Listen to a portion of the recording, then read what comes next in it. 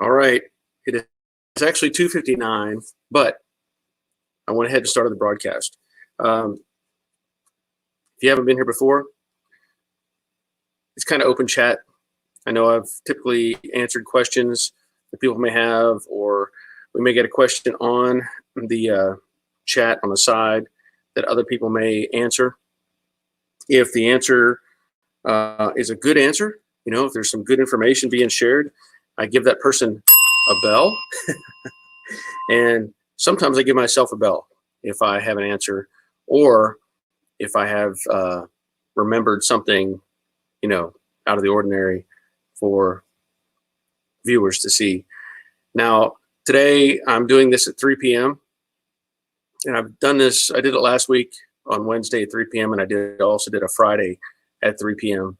And, the idea is for this particular session is for people typically in Europe, because when I do my other broadcast at 7 o'clock on Monday nights, it's late in the morning. Hey, Warren, it's late in the morning, or, it's well after midnight for people in Europe.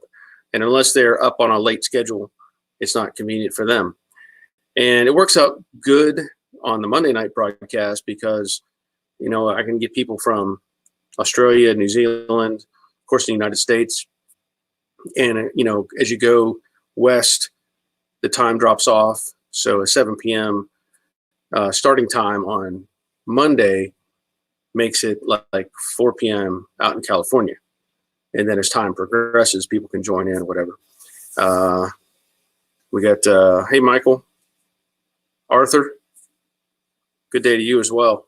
Now, what I'd like to see, if people can at least tag, wherever they're from, that would be nice. And I'm going to have one guest on.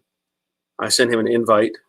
His name is Stein, and I think he's in Norway, if I remember correctly.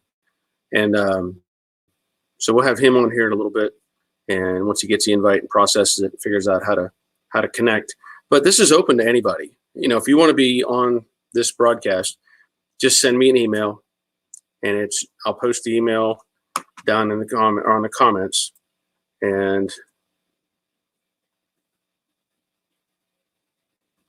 you can just copy it.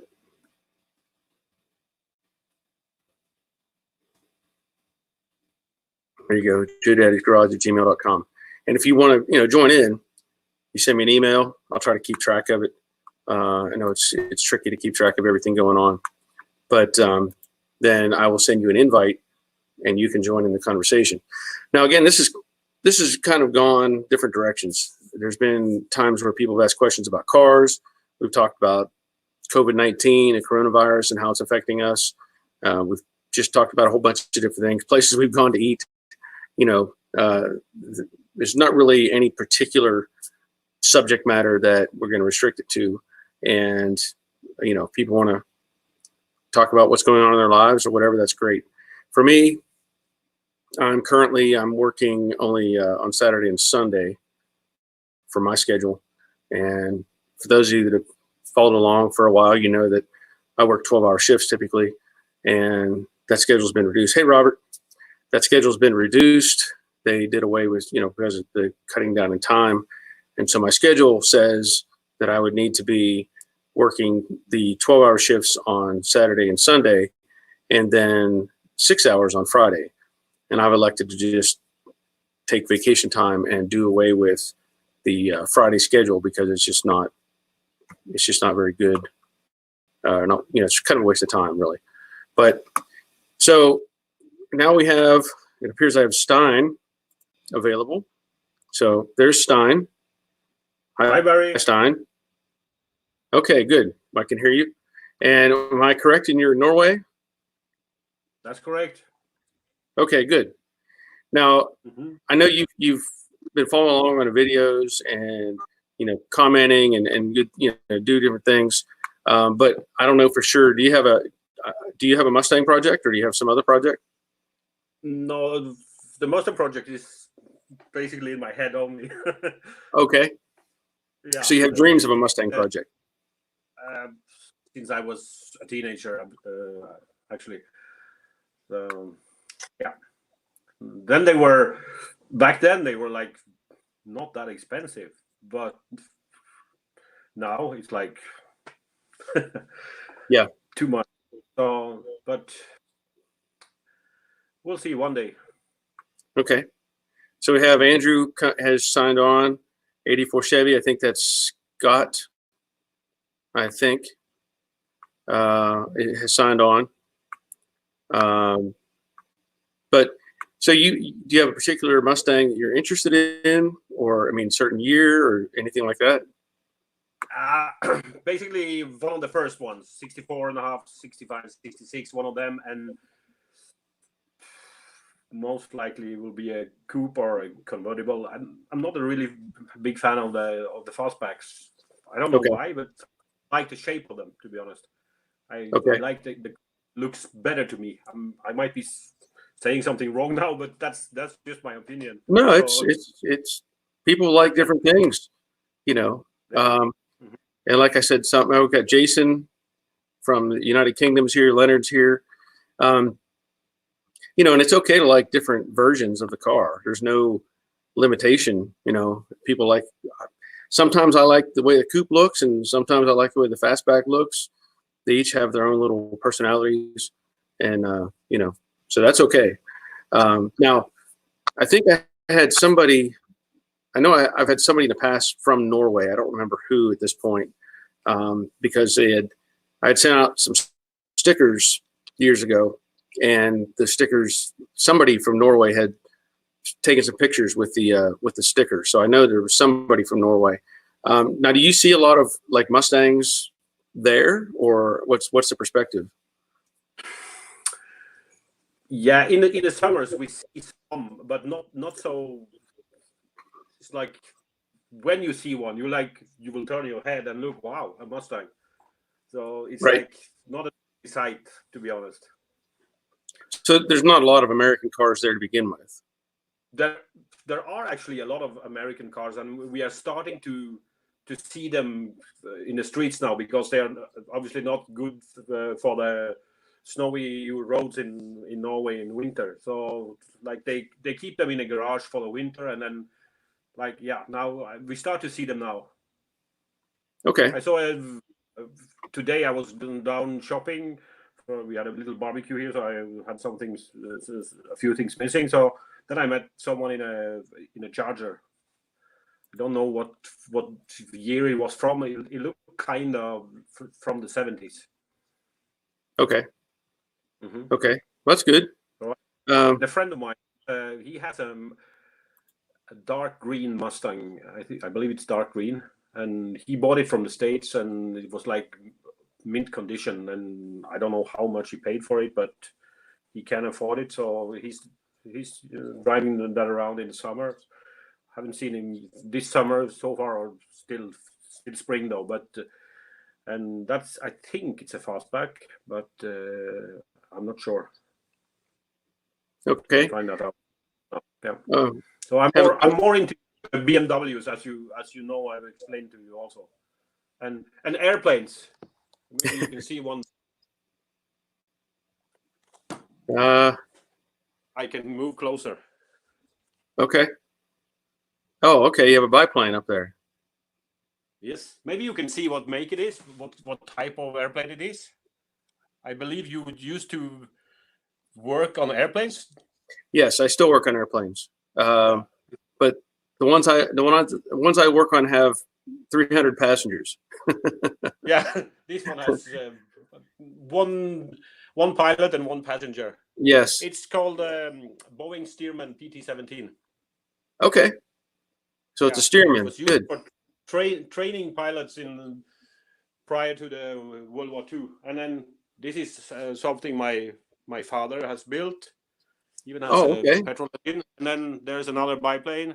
Plus, there is a Spitfire lying here, not ready yet. Okay. Well, nice. So that was a hobby I had for some time, and I moved on then to more the things that I can actually use, because this is just for display. Yeah. And to restore cars is like more something that you can use after Sure. they've been restored. Well, we have a question for you from Arthur. He wants to know, are vehicles right-hand drive in Norway? No, we sit on the left side, if that's what you mean. It's like in Yes. America. It's not So, like in the UK or. so you do it right. We do it right. Yeah. No, we do it left, right. Yes. So correct. Robert says, oh, yeah, we don't see many classic cars on the road other than the weekends and going to car shows, which is true. Gary White says, the Dukes of Norway jumping fjords. I'm not sure that's, and he says that's a Texan. So he was saying, well, I think he's trying to say what the airplane is a Texan, but I don't think that's correct, because Texan's a T6 trainer. No, the one hanging up, it's difficult to point. Everything is like mirrored here. That's a Boeing Stearman PT-17, and then the other biplane hanging just above my head is it's called the Sopwith Camel. Was also used in the First World War. Yes. Yeah, Sopwith Camel. Mm-hmm. Yep. And a Super Spitfire that is lying there. That's obviously something that everyone has heard about. Yes. Yeah. And in the garage, not the garage where I work on restoring cars, but where I park my driver, there is a big plane also hanging with a 4-horsepower engine actually in it. It has a wingspan of almost 90 inches. Okay, and it's a remote control. Yes, I haven't tried it yet, because I enjoy building them, and then when they are ready to fly, that's where someone else will have to take over, because I know that they will crash immediately. So and then all the work to waste. So yeah, it's called a super decathlon. Say it again. Super decathlon. Okay. That's also a small plane. Okay. Not Robert is saying he has a 93-inch wingspan, 0 fuselage. I mean, never get finished. I like the Zeros. People at Hawaii might not like them, but they are cool airplanes. Well, they were airplanes too, so it's just like they were anything else. Fast. Yeah, of course. Yeah, I never got into building small planes. I've worked on a variety of things. It was a hobby I had as a young boy. So I took it up again 3, 4, 5 years ago. Then it was 35 years since I touched anything like that. So I started with a small one. I actually built the what's it called, Spirit of St. Louis, the Lindbergh airplane also, but that kind of I messed it up, so it ended up in the junk. Okay. But correct gray color and everything was very, very detailed. And then these two also. I'm very happy with the Stearman up there. You point correctly. Yeah, I'm trying to remember. When I was going to school for aircraft maintenance, we would do dope and fabric. We had to learn how to do old airplanes. And one of the planes we did, I thought it was a Stearman. It's been so long ago. It's been over 30 years ago, but it had, it was a fabric covered aircraft, but I think there was a couple of them we did at the school, but they were used as for mail. They were mail planes. So when they would fly over, they would drop mail, and then they also had a hook where they would catch a rope and pull the mail up into the plane and keep on flying. So that was kind of neat. That's cool. Yeah. Yeah, I saw actually a live Stearman 2 years ago now. It was there's a yearly airplane show in 3 hours drive from here. So we went there, me, my wife, and my father. He's also very interested in airplanes, and So we saw the steerman there, and it's very good for making loops, and like it was a fantastic show. I took a video of it, and but unfortunately my phone overheated because it was like, I'm not sure how many Fahrenheit, but let's say a lot more than 100 Fahrenheit that day. So they were constantly advising people over the microphones to drink and stay in the shades all the time. Cover yourself. Use sun, especially my head is like very exposed to such things. Yeah. Yeah, you have the same. Maybe we use the same hairdresser, me and you. Yeah, I do my own hair. Yeah, me too. I Yeah. have a machine. I paid a hairdresser anything for the last 20 years, to be honest. Yeah, So, it's not worth it. No, Gary's asking, are there any good World War II wrecks around Norway up in the mountains or hills?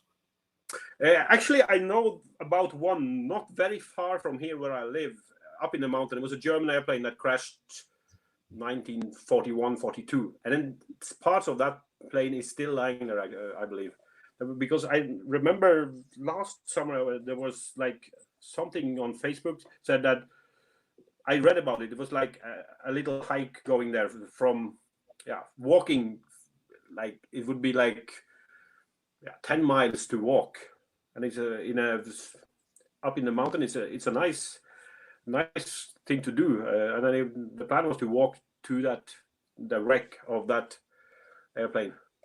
So I didn't join, but maybe one day I'll take a look. It's still lying there.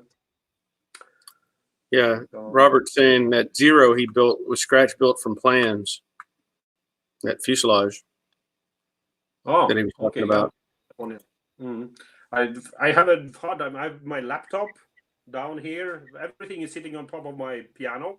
This is also a kind of a music room. You can see I have guitars there. I see you have instruments. Yes. Here is the piano, and obviously I don't have my my timpani here because it's too big. I play the timpani in a marching band that is like also on a lockdown now because of this Corona shit. So we haven't rehearsed for, I don't know, 1.5 months now. Wow. Yeah. So, yeah. That's unfortunate. Yeah, it's kind of boring. I'm a teacher, so and I teach immigrants to the country Norwegian language, and we are now teaching from home using an app called Shobi and sending out things that they should work on, and they sending it back. So it's kind of, I enjoy more being in a classroom, to be honest. Sure. Jason's saying that one of his jobs as an apprentice aircraft engineer was to rebuild a Tiger Moth. Tiger Moth is also a very beautiful Bible. So I don't know if you're familiar with that. I'm not. I couldn't look at one. Tiger Moth is a very beautiful biplane too. I probably couldn't know the difference by looking at it unless somebody told me. And we have Ricard. He's here from Sweden, so he's checking in. Yeah, I understand. Me and him could speak. He could speak Swedish, and I could speak Norwegian. That's how similar those two languages are. That's what I think he was saying that previously, and when he was on about that. Danish too. Oh, Danish. Yeah, it's a little bit harder to understand when they speak because they have a different pronunciation. But to read Danish is actually almost like reading Norwegian. It's almost basically the same language. That's interesting. So, yeah, I know for us, obviously, we probably couldn't look at anything that was any of those languages and go, "Oh, I know what that is." But probably you would, because Norwegian, Swedish, Danish, and Icelandic, Dutch, German, English, and the language that my wife actually can speak is called Afrikaans, which is spoken in South Africa and Namibia. Yes. And those languages are in the German language group. So you will find words. If you read a Norwegian newspaper article, I'm 100% sure that you will find a lot of words that you would add 2 and 2 together, and you will get 4 most of the time. Okay. Well, that's good to know. I know that for us, our interaction is more with people that speak Spanish, because of Mexico being right there. And so, I can pick out certain phrases or little, I can understand based on the spelling some of the words, but the phrasing is always different. ¿Cómo estás, hombre? What's that? ¿Cómo estás? Yeah, well, Yeah.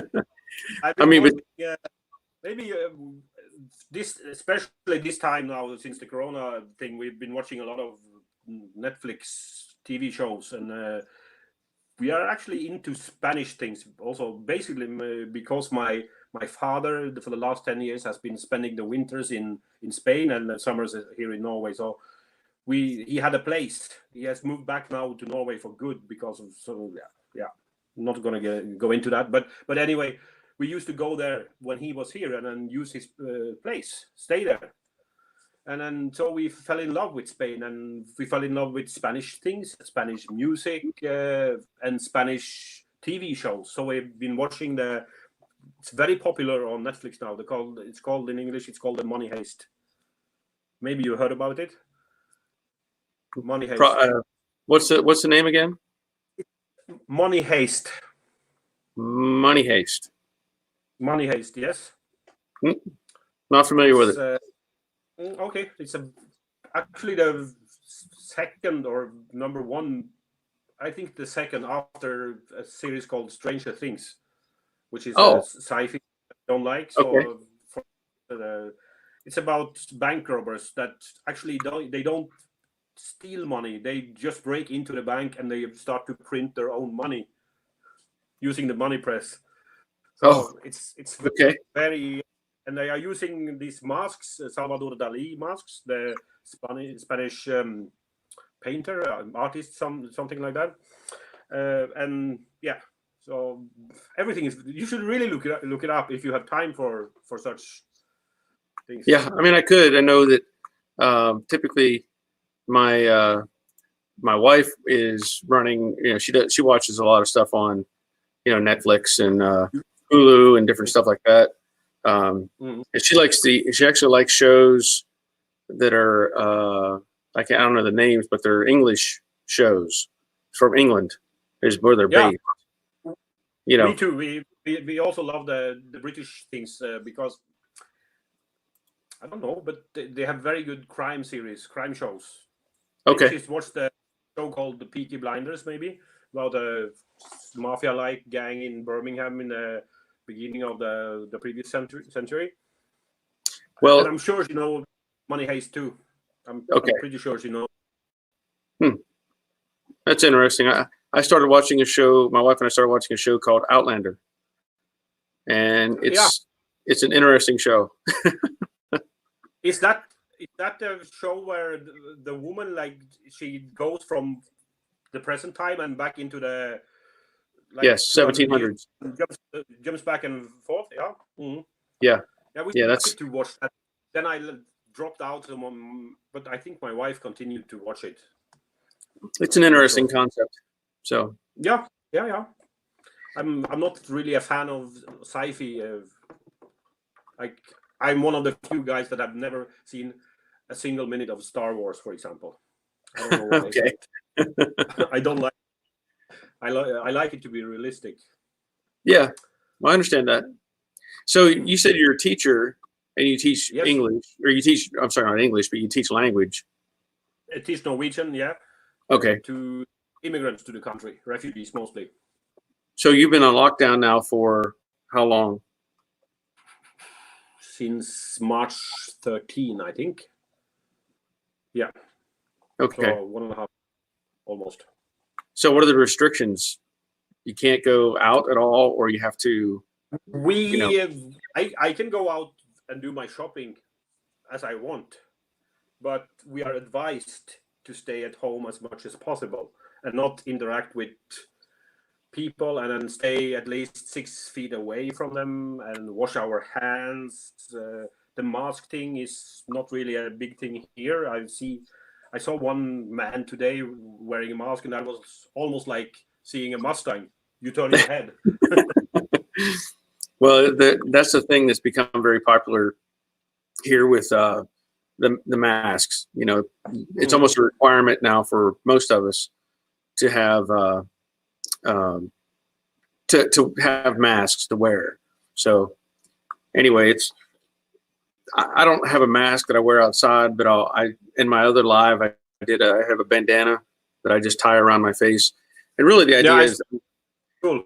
Yeah, I'm not worried about getting something, but the idea is that I don't spread something, because of, so that's why I just started wearing that. Let's see, I have if someone can find out later that you actually infected someone and that someone died from it, then people will start to point fingers and say murderer. So yeah, no one wants that, actually, to be honest. No. Oh, and yeah, but I'm like I said many times, I'm not really scared myself of getting it, but I'm scared to pass it on to others. Right. Yeah, Ricard's asking me if there's going to be a new episode on Jade, and there will be. I was doing some work. I also asked that a while ago, I think. You may have. Yeah, because I asked, is your wife not getting impatient from you doing nothing with Jade? Because I believe it's her. She doesn't get too worked up about it. But I've decided. What's that? As long as she has Netflix stuff to watch, then it's okay. There you go. But I decided there were some things that I needed to finish on that car, because again, if I want to get the Brooklyn Pony into that paint booth at some point, I need to get that car out. And so I know when I put the quarter panels on the car, tail panel, I did the videos on all that stuff, there were a few things that I didn't finish. And it wasn't because of any reason other than I just was trying to get moved on to the next thing. And so and I didn't film this part of it. I didn't because it was one of those things where I just need to get it done. But basically where the quarter panel wraps around and the back glass on the side, that area right there has to be welded to the inside. So I had to do that. And then I also had to weld where the quarter panel comes down and comes back and sits on top of the rocker panel. There's a flange there. So I had to weld that. And so it's nice to show those sort of things, but in this case, it was such a tight space and I did not have the glass removed. So it would have been almost impossible to film in a good way to make that happen. However, I was fitting the extension on the quarter panel. And so I did make a video on that. In fact, I think some people are going to they're going to laugh at some of that, because I decided to try to use my my TIG welder to see if I could weld some of that stuff, and it turned into a mess because I'm more efficient with a MIG welder by far. I mean, I can almost weld something literally with my eyes closed and weld it and be done. But the TIG welder, I have a lot of training myself that I need to just get more practice in. And so when I was trying to weld this together, it just didn't work out well. But I'm going to leave that on there. I'm going to show that in the video that, hey, we all need practice. We all can't get it right first time. So anyway. How many projects are you actually having ongoing now? Is the J, the Brooklyn Pony, and that's all the real projects. I mean, I have other things that I do, while I'm doing these cars, if I'm working on for friends and things like the radiator the other day. Yes. And I do brake work for people. I do, tune-ups, maintenance stuff, variety of things that I do, but a lot of that it doesn't get filmed, because it's just not necessary. But if I could, if I filmed everything that I did, I would have 1,000 videos on here by now. And it will be a jungle to navigate in for us. Yeah. You. And yeah. So, okay, we had Matt checking in from New Zealand. So, early morning, tomorrow. Yes, tomorrow. So if Matt wanted to get on, he could send me an email and he could get on. And see, Leonard's asking how things are in New Zealand. And it sounds like things are back to work next week for Matt, so that's good. Yeah, Robert, the two hard parts to weld on the quarter panel. That's exactly right. Getting that rolled over flames on top, and then the bottom where the rocker panel is. But it's together now, and so I actually this morning I had decided that I was going to start sanding. So I sanded off all of the E-coat, the black coat that was on the quarter panel. And the reason for that is I'm going to do both. I'm going to put epoxy on it. And I already have epoxy on the roof, the driver's side door, the fender on the front, but I wanted to get everything else in epoxy as well. So I'm going to do that quarter panel. I'm going to sand down the other quarter panel, probably the tail panel. And I'm making a video of the process, but it's really, you know, just why I'm doing this sort, you know, the process as to why I'm doing it, because I want to have the whole car in epoxy before it rolls out the door. And so it just takes that time to, you know, to get it done, but that's part of it. Yeah. Scott's asking if anybody's left-handed. Apparently Leonard is. You know, and there's a certain. My brother. What's that? My brother is, and my father is. Yeah. My father is so old that he was forced in school to write with his right hand. And he does anything else, like throwing darts, using a hammer, anything with his left hand, but writing, he can't write with his left hand. Well, see, my brother, he's 6 years older than me. He was, I mean, he's left-handed, and they would take a ruler and smack his hand and tell him that was wrong, and he learned how to write right-handed, and what it ultimately did. What's that? Yeah, I can understand the reason why they did it, because if you try, if you have this pen, I'm not sure what you call it, where you had these little bullets with ink in it, that it took time for it to dry. If you write with your left hand, you will pull this part of your hand over it, and everything will be just a mess. It's like writing in Arabic with your right hand. So yes, Arabic people should be left-handed, most of them. And see, for him, he learned to do everything right and left-handed. And I mean, I don't know anybody else that I've met who is completely able. He can take a hammer and swing it left-handed, swing it right-handed. He can write. Wow. He can write with both hands at the same time and write. Actually, you can also do that, but what you then write with your left hand will be a reflection, so it will be twisted like the camera here now. So if you write back, the left hand will just follow what you do with your, like. Right, I understand. Yeah, because it's much more difficult to try to make a square with your right hand and then an 8 at the same time with your left hand. You can try that on a paper. You will mess up. But see, both hands will do the same. What he can do is he can write in the same direction. Oh, the same thing. He could write 2 sentences at the same time underneath each other, and so he's very ambidextrous, and it's pretty amazing. Yeah, but I'm pretty glad actually. When I'm teaching at school, we have a whiteboard with this what you call them, these things that you write with on. I'm not sure what they call in English, but anyway, if I was writing with my left hand, I would pull this part of my hand all over it. Yes. So I'm actually for that job, it's an advantage to be right-handed. Now otherwise, here's some. Hold your hand up, like twist it like this instead of I understand. this. That's what left-handed people do when they write, actually. Yeah. Now here's something odd that I can do that I haven't done it in a long time, but I can write cursive with my right hand completely backwards. Wow.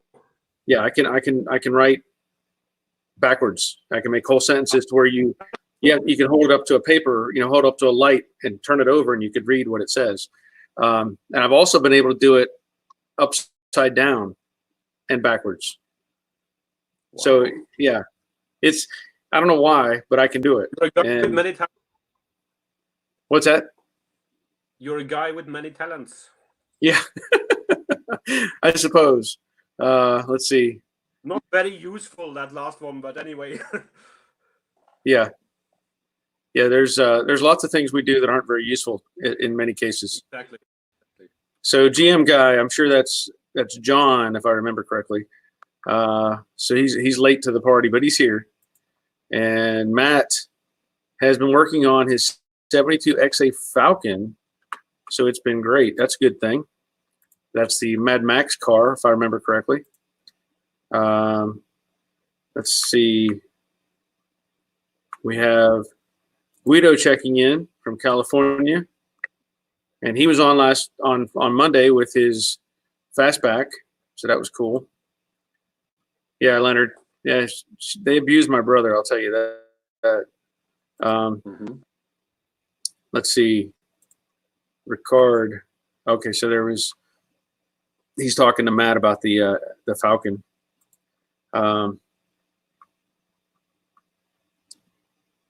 Guido. It looks like. Sorry. Here's a comment from Guido. You have to read that. Yeah. So, AC Schnitzer for BMW. Okay. I'm not really sure, but BMW Tech Art for Porsche tuning in Zuffenhausen. That's a German place, I guess. The Z should be capital. I guess. I'm not sure.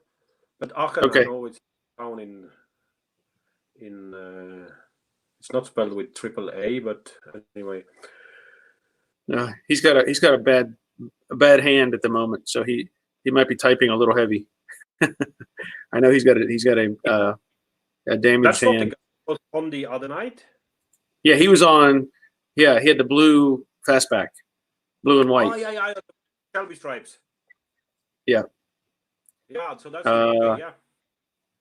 Okay, so he was there back in 1996, so it's been a while. Oh, yep. I was there last summer. All right, so John he's sanding the rubber bumper for the Monty SS, original paint underneath, very clean, 2 small cracks. That's a rarity.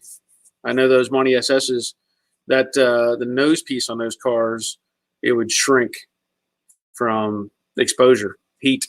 It would just make it, and it would draw in at the edges, and it would kind of cup where it met the fender. We'd have like a recess area. So from the heat of the sun only? Yeah, pretty much. They weren't that durable, but it was just a common thing that the rubber noses would change shape with heat and eventually crack and have all kinds of issues. Yeah, that's good, Guido. Yeah, that's my favorite band. So, yeah, it's raining outside for John. Used to be one of my favorites also in my younger days, but I moved on to a little bit heavier stuff. Oh, really? But I still remember the old AC/DC albums, and yeah. So what kind of music do you listen to then? It's heavier? Yeah, pretty much heavier. I've started actually when I was getting into the heavy metal music, as you would call AC/DC a heavy metal band back in the 80s. Oh, they're hard rock. They weren't really heavy metal, but hard rock, not really heavy metal. Then I moved on to Metallica. It's obviously used to be one of my favorite bands in Halloween, the German band, Iron Maiden, obviously, and some of them. Then I moved on to even more heavier stuff that people will not even call it music. They will call it screaming and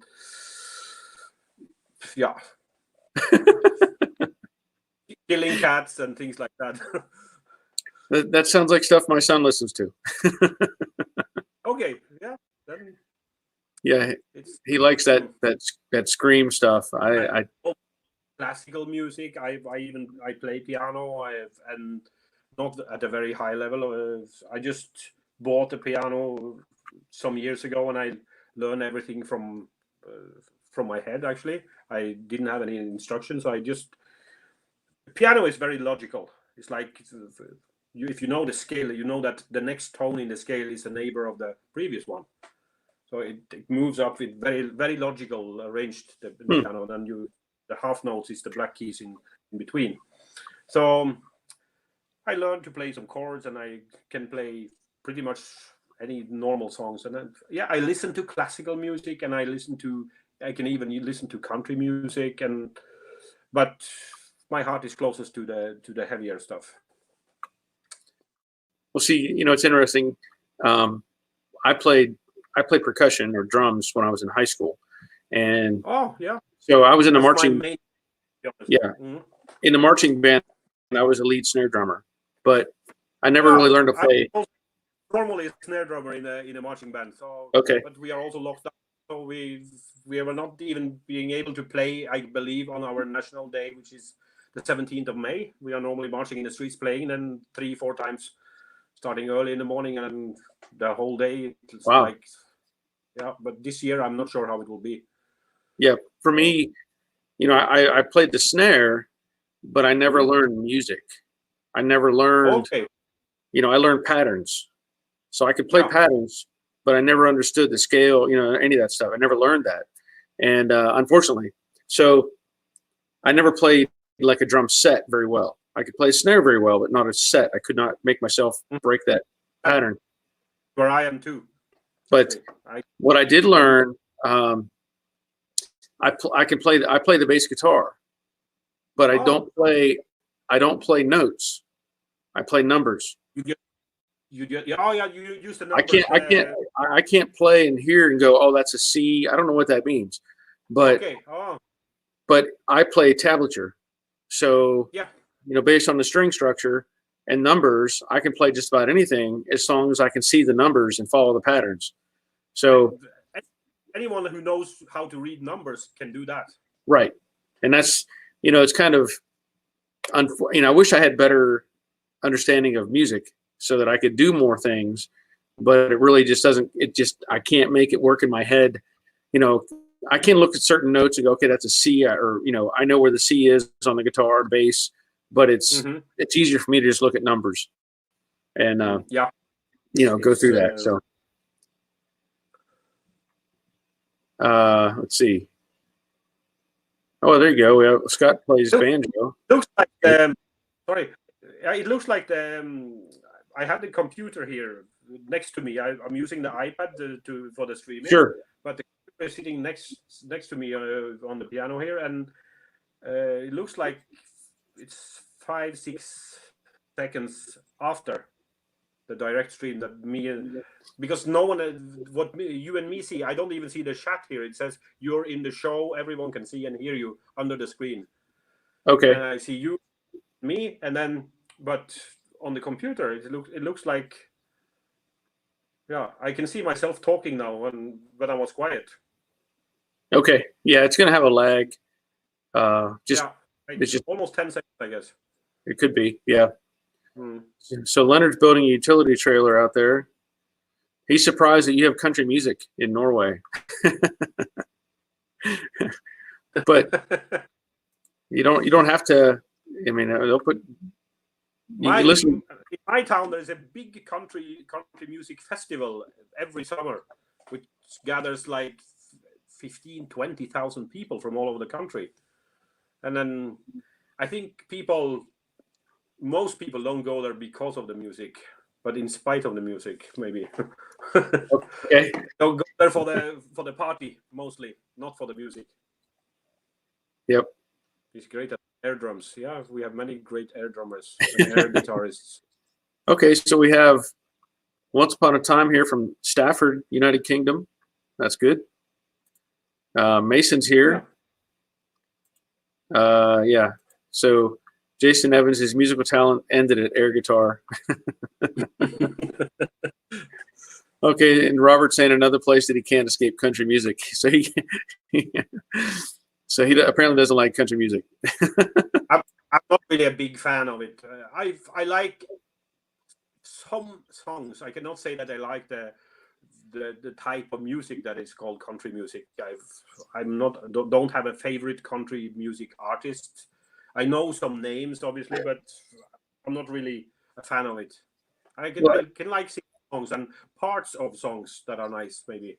Well, The Gambler of Kenny Rogers, for example, is I like the song. right.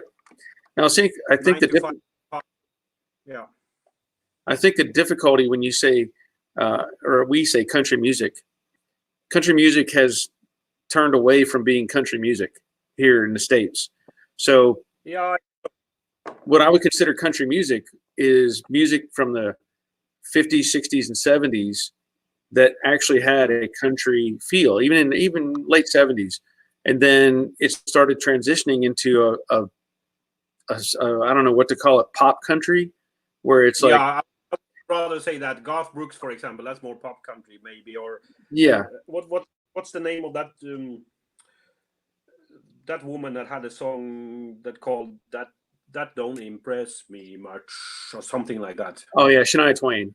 Yeah, Shania Twain. Yeah, that's pop. That's all pop country. And so it is. For me, Very pop. It is. But for me growing up, songs of her too. What's that? I like a few of her songs. Sure. I mean, the songs are okay. And as a man, I used to like how she looked also. But I prefer, the old country music. It just has a better, a better sound and more story. And I just like the old country, style. I don't like the new stuff. In fact, there was a documentary on Johnny Cash. Johnny Cash, yeah. But there was a documentary out this past year. It was on our public broadcasting station, and they did a very good coverage of the history of country music and how it developed, and how it became popular and all that sort of thing. I can't remember the guy's name. He's done several documentaries that have gotten great acclaim from society. But it was really, really interesting. Let's see. Well, the music industry is a rotten industry. It's it's all about the money. Obviously. Like I've said it many times that if you are a very good-looking young girl, it doesn't matter if you can sing or not, because they can do anything in the studio. Yeah. I said you have to be, if you are not good looking, you have to be extremely talented to get your music out. Yeah. That's my theory. Yep. Well, that's very true. I mean, it's all about marketing and appearance and all those things that help the industry to sell. It's kind of like even doing this stuff. There are certain people who do this stuff, or they're very popular on YouTube. It isn't necessarily because of what they're doing, but it's part of it is the way they look, which isn't my case. And part of it is, there's certain things, you can look at like I hate to even say the name, the Kardashian clan, and exactly. Justin Bieber, maybe. People that they don't really have anything to benefit the group, the society, let's say as a whole, but they are millionaires and billionaires because of their looks, basically. And that's unfortunate. But that's the world we live in. It is, and you have to just acknowledge that, and you don't have to respect it, but you have to just acknowledge it, that this is how it is. You can ask yourself, where would Justin Bieber have been without YouTube, for example? Right. He would be a normal guy. Well, Matt's saying that Shania Twain lives in New Zealand. She bought a huge farm. Apparently people weren't happy about it. But that's what money does. Leonard is into satellite radio. That's good. You can listen to all kinds of stuff there. The Cash estate is suing a bar that sold here in town. Copyright infringement. Guy's name was Cash Brewing. Yeah, I mean, you get people that do that too. They'll try to shut down anything if other people can use to benefit based on a name or a product. Exactly. But battery burnout, Reba McIntyre's Reba's version of the Nights Lit. I can't speak. Reba McIntyre's version of the Night the Lights Went Out in Georgia. My favorite, followed by Thunder Rolls, Garth Brooks. That's the extent of my country music knowledge. Okay. I think the guy who did the documentary, his name was Burns. I know it was Burns, but I can't think of. I'll try to look it up. Yeah, he did. He actually has done documentaries on baseball that were really amazing documentaries. But he did the one on country music, and it's worth watching, just because it goes into detail and it talks about the early generations of country stars, even to the point. Yeah, Ken Burns, Robert gets a bell because he got it. Ken Burns. But if you look up that guy and try to follow it, really, really impressive. He's done several documentaries. I think he's done it on the Civil War and different things. And great storyteller, and great visuals. But what's that? Might even be here on YouTube. He might be. I don't know. It's very possible. So you can look that up. Leonard, Brooks and Dunn, Boot Scoot and Boogie. I don't think Brooks and Dunn did Boot Scoot and Boogie. I don't think so. I'm not. Don't use the color pink on anything, or lawyers want you down. Yeah. Okay. Yeah. Right. And as Robert says, Ken Burns' stuff is very good, and it is. So that's your homework, Stein. You need to look up Ken Burns and look up his documentary stuff. Probably not watch the documentary about baseball, because baseball, it's like, I don't know, it's like as big as downhill skiing in Kenya, for example. Okay. We don't really have baseball, to be honest. Yeah. We have football, which is what you call soccer. Yes. That's big here, and obviously skiing. And I was thinking the other day about what is the closest city town from where you stay? Is it Atlanta? Yes.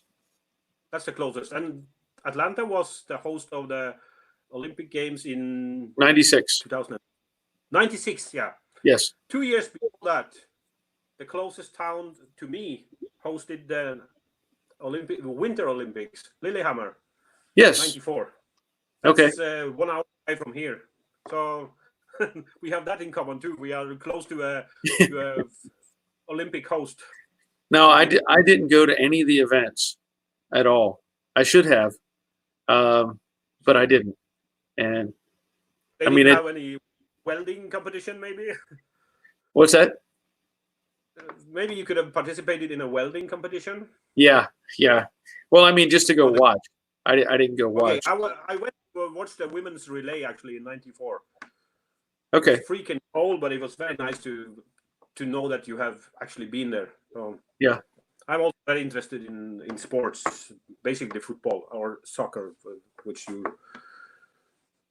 Well, I can tell you, soccer has been becoming more popular here in the States as time goes on. It's not as popular as American football, because that seems to be the prevalent contact sport. But Atlanta now has. What's that? American football, we or rugby, we don't even have that as a big thing in Norway. There are maybe a few that plays it, but not really. It's not really a big thing. Well, we now have a. It's like limited what we can do. Okay. Well, we have and it's 9 months of the year. So. Oh, Well, they now have a soccer team, national team. Atlanta United is here in Atlanta, and I have lots of friends who go to those games, but I haven't gone to those games. But here's something else interesting when you talk about the Olympics. I actually know the gold medalist in the last two Olympics who won the triple jump. And so I've known him since he was probably 13, 14, something like that. And I can remember it was involved with the church that we were, involved with. And basically we interacted quite a bit, at that time.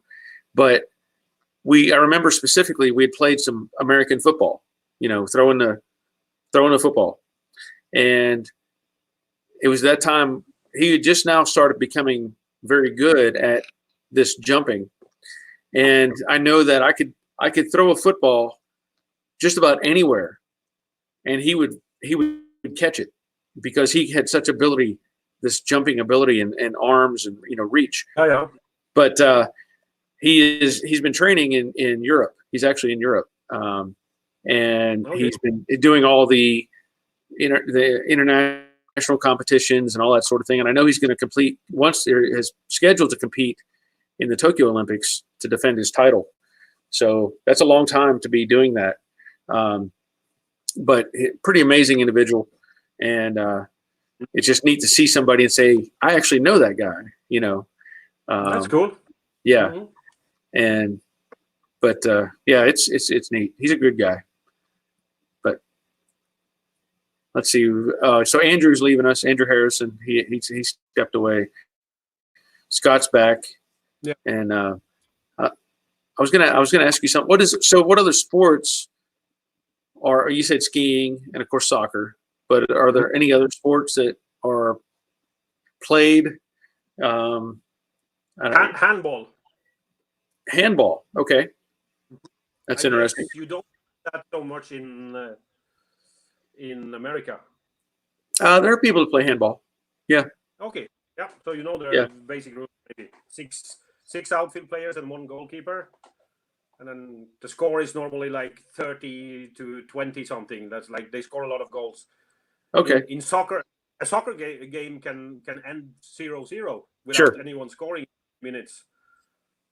And that will never happen in handball. Like in basket, you won't get 0-0 score in basket or ice hockey. Ice hockey is also kind of big here, not as big as in America or Canada or Russia or Sweden. It's very big in hockey, and then all types of skiing, ski jumping, biathlon, cross country skiing, slalom, down alpine skiing, all those things. Snowboard.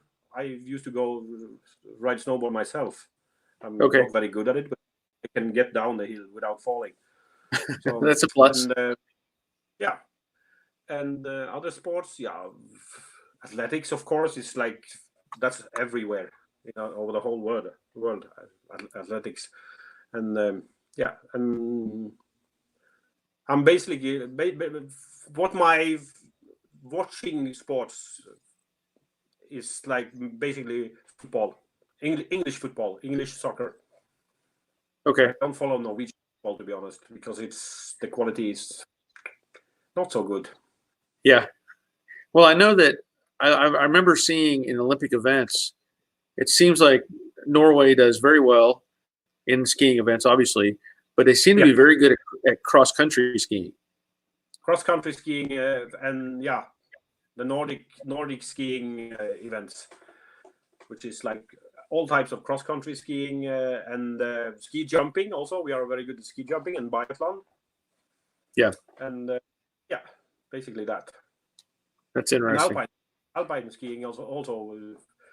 Actually,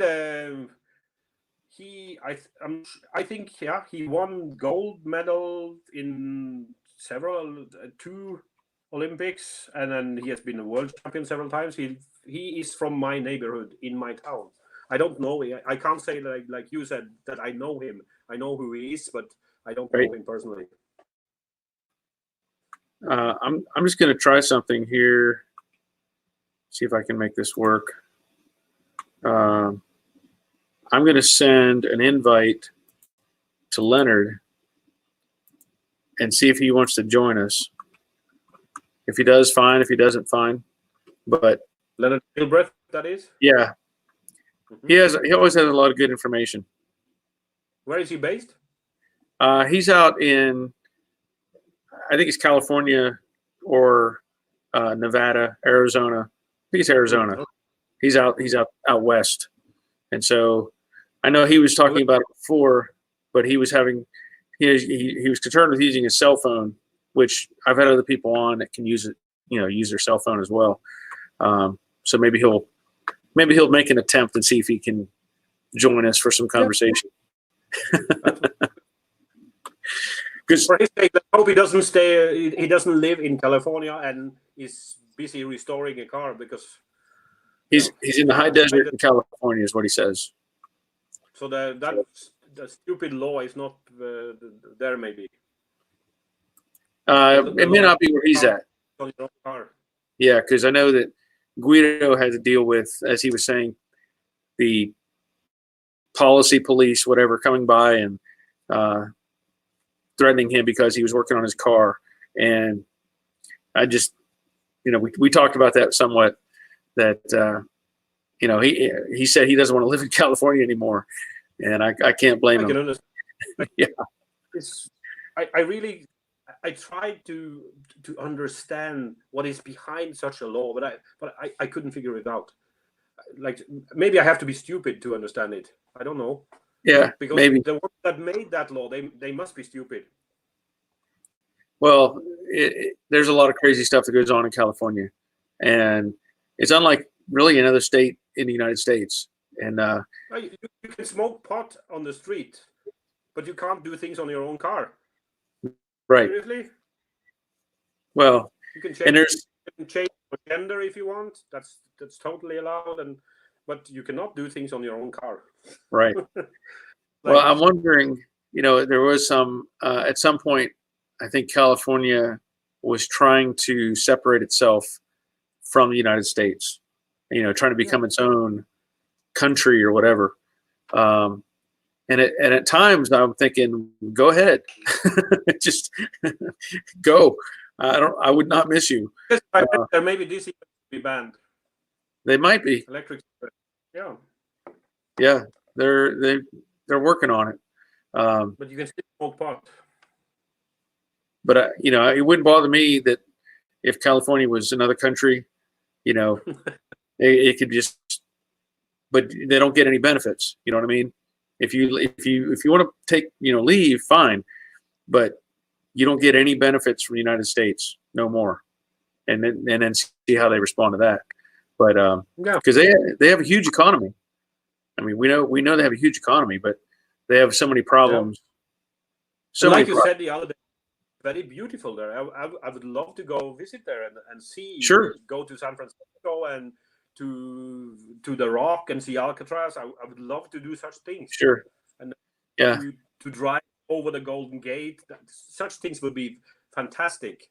Go to LA and It's like for us here, when we hear about America, the first three things that people will think about when you mention America is probably now Donald Trump, but normally it would be California, Florida, and New York. That was that's the if you name three places in America, the first that pops to your mind will be those three places. I could see that. And for us, if somebody says, "Hey, what do you know about Norway?" I wouldn't be able to say much other than skiing. Yeah. Actually, people on the streets. I'm not sure if it's true or if it's just a good story, but it was said some years ago that people on the streets in America were asked, what do they know about Norway? And then some people answered that it's the capital of Sweden. and that we have polar bears walking in the streets and everything. We don't even have polar bears on the mainland of Norway. So, well, that's, it's we just, yeah, Vikings, battery burnout saying Vikings. Vikings.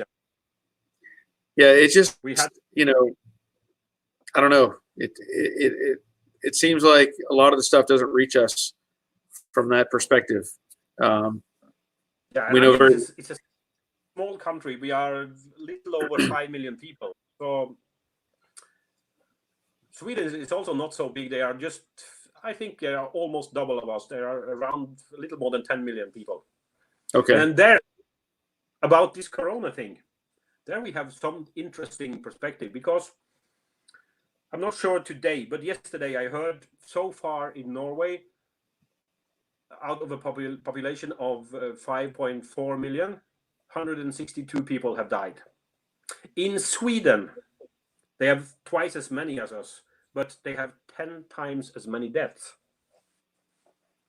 How did that happen?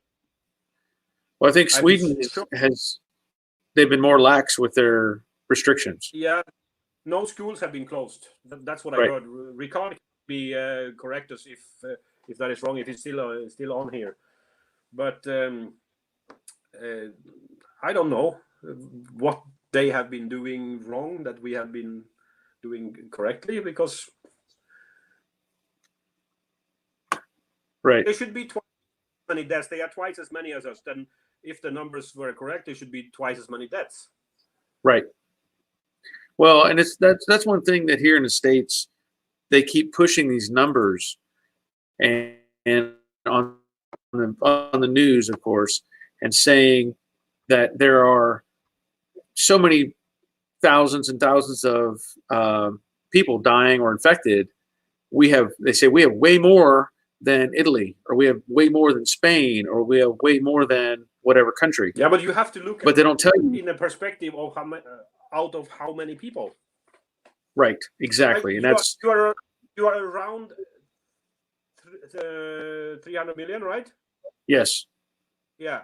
In Sweden, they are 10 million. So you are 30 times as many as Sweden. 30 times 1,600 will give you the number of the deaths. That will be 30. How much is that? 30 times 60, 45,000. Right. Deaths. And you don't have that many so far, do you? You're around I there. don't think so. It's close, but the idea is, like one of the things that the realist will put out is they'll take a picture of all the countries in Europe, and they'll interlay them inside of the United States perimeter or map, and say, look, it takes this many countries to make up the space or the populace that we have. So anyway, yeah, Guido had asked some questions earlier, and he had to leave, and I know we answered those questions, but he's kind of gonna have to go back and review this. It looks like, well, now it's coming. I'm assuming that's Leonard, but yeah, here. But he's got it labeled Joe Daddy's Garage, and he should have it say Leonard where it says Joe Daddy's Garage. Yeah, it says that. Nothing. So he's working on it. Working on it. Yeah. And we'll see if I can't. It's a live and learn, bud. It's live and learn.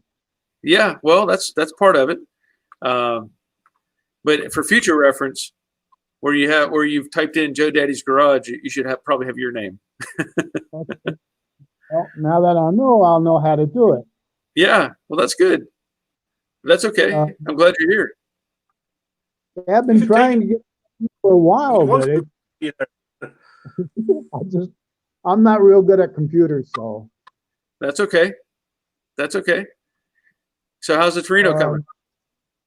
It's coming good. As soon as we're out of lockdown, I've got to go over to Kingman. They've got a Torino there that I've got to get a couple of parts off of. But it's coming along. It's progress slow, but okay. So Well, breaking up. yeah, it's gonna be a challenge. I think he's got his Wi-Fi may not be the best. I'll just pull him off for a second until he gets caught back up. But we'll see if he can't get back into it. I hear also it's you are breaking up. Your voice is breaking up a little sometimes, but Yeah. I'm not sure what's the reason, because we have very Well, fast internet it could be a variety of things. We'll see if Don't know what's going on. It's ending. He's on his way back. there he is. Okay. Here we are. Yeah. It's sort of working. Yeah, kind of. We're trying to get it there. Yeah. Well, I assume you're using your phone. And it looks like you're out in your shop, but Yeah, I'm actually out on my patio because I try to work out front, but I've got too many people coming by, staring and stopping and wondering what I'm doing. So I get a little bit. Everybody keeps thinking Torino is a '62 Chevy Impala, and man, oh man, no. so Leonard, I need you to get your phone a little further away from your face, a little bit close. Yep. All right. Well, They're losing him again, I think. yeah, I'll slide him off for the moment. There we go. Maybe he can get it. Okay. Yeah, it's tough to get the service, I know. Have you heard from Brendan? Not today. I think he had responded. Well, I don't know if he responded earlier or not. Somebody from New Zealand had responded. Yes, Matt had put on there about his Falcons. Yes. Yeah. So I don't know if I don't know if Brendan is got something going on. I know he was talking about going back to work, but I think it's next week that he'll be headed back to work. What is the time now in New Zealand? I can look it up here on my world clock. Time where? In New Zealand. Oh, I don't know. It's tomorrow morning. It's Auckland, New Zealand. It's 10 minutes past 8 in the morning. So yeah, he should be up and having coffee about now. oh yeah. Let's see. That time. Yeah, that would be a good mask, Guido. The old Iron Maiden. Yeah, that would be great. So Leonard, the weather looks like it's okay out there. Finally, we've been having, I guess you could say, for the entire month of March and early into part of this month, it was miserable. Yeah. Wanted to do, it started out nice and thought I could get out and work, and then it turned and we've had rain and bad frost, and late snow, and it's finally getting back to where you can work outside now. Well, good. That's good. So what else do you have besides the Torino? You said you had a '62 Impala? No, they keep asking if the Torino is a '62 Impala. And Really? you know, it's they look at it and it's got, I guess you could say, I've got all the front end off of it. Okay. And all you see is basically the bumper and the core support. And they keep thinking Impala. Yeah. Are the two cars? What's that, Stein? The Torino and the '62 Impala, are they like so similar that people can get confused? They should. They don't look alike. It's not like it's with you and Tom Hanks. That's more similarity there. They are nothing alike. Nothing alike. No, nothing alike. So just the only thing that throws it off is for Tom Hanks. What's that? People, you said that people maybe some years ago they were confusing you for Tom Hanks. They thought you were Tom Hanks. Yeah, so not that similar. The Impala and the Torino. No, completely different cars. Completely different. Yeah. So it looks like Leonard's out walking out in the yard. I'm going to show you what I've got done to the Torino. Okay. Well, what you can do, Leonard, Uh, Leonard, you can click on your screen. You should have a little swirl, like it's a camera. And if you click on that, it should go to your other camera on the other side of your phone. So it should look like a little, all I've got is a flip. Got it. Okay, So let's see what happens. if you hit There that, we go. Can you see it? not yet. Give me a minute. It's you have a lag going on. We'll see if I'll pull it. Oh, there he goes. Now he comes. Yeah. Yes. So now we can see the Torino. This whole left side, like I sent you that photo. Yeah. I've been watching this car since the 70s, and the guy that had it, I guess they were at a bar and got drunk and was coming out and wiped the whole side out on this car. Okay. This fender is off of a 74 Torino. The door is off the 76. The quarter panel I got from Desert Valley, and I'm thinking it's a 72. But the reason I sent you that is when I undid this from the section they had, this part of the panel actually rolled, and I didn't catch it when I rolled it, put it back on. Okay. It buckled, and I had to really hammer dolly and shrink this to get this to conform back to the factory shape. It's looking pretty good. It's slowly looking good, and the reason I told you is when they were doing something, this section here, Yep. right here, they crushed it and they beat it out with a mallet. And I'm restoring it and I'm using lead, but I ran out and I've got to get a hold of a place that sells body lead and finish it off. But I was going to put a 429 in it, but I've been watching you and thinking about what I want to do, and I'm going to keep it stock. Yeah. I don't want to change it. It's had some rust issues, and I had to redo the door. This section of the door was all rusted out, and I got the idea from you when you did that Mustang. Oh, okay. And how you section that out, and I did the inside of that door. Nice. I redid this all in here from what you did, and I got news for you. You have been a source of information that is just totally invaluable. I mean, I can't put a price tag on it. Well, thank you. It's slow. I've got a couple of issues on the top where I've asked you right here and on both sides on the inner support. This roof line has got the indentions of the braces in the inside, so I've got to figure out how to get it out. But I think I've done it. Okay. But just watching you and listening to you and watching you do things, and it's like, okay, it can't be that hard. So, well, it's funny.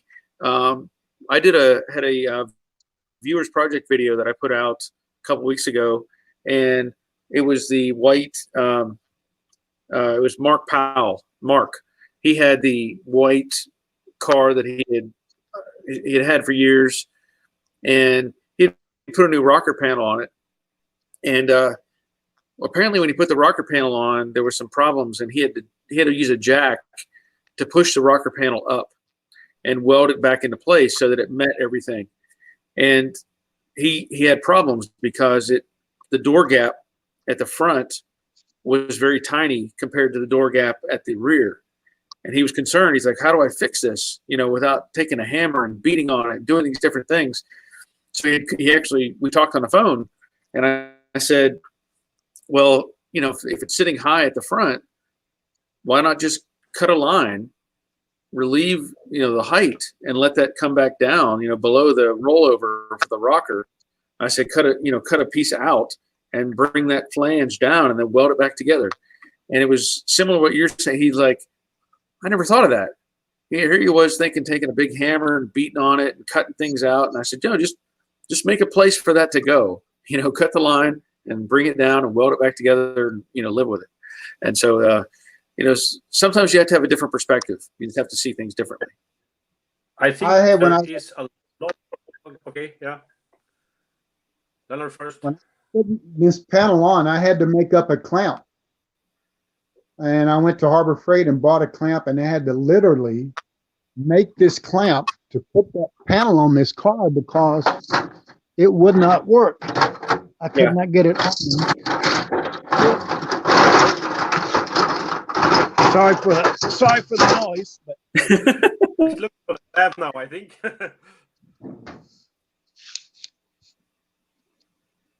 Can you see it? Yes. Yeah. That clamp I had to make to put the panel on the B pillar because I couldn't get it to clamp together. And I had to make that. Yeah. And you mentioned about gaps. Let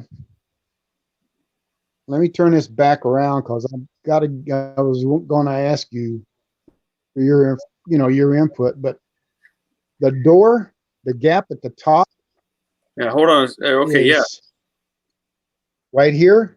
Yep. All the way down to just about here is about 1/8 of an inch out.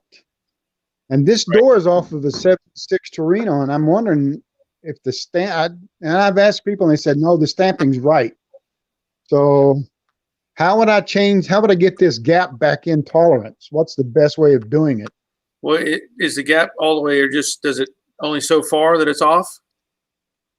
Just from about the crease right here on this body line all the way to the top. Well, and as you move up, it widens. What I'm going to suggest, a simple way to do that is to just weld the edge of the door.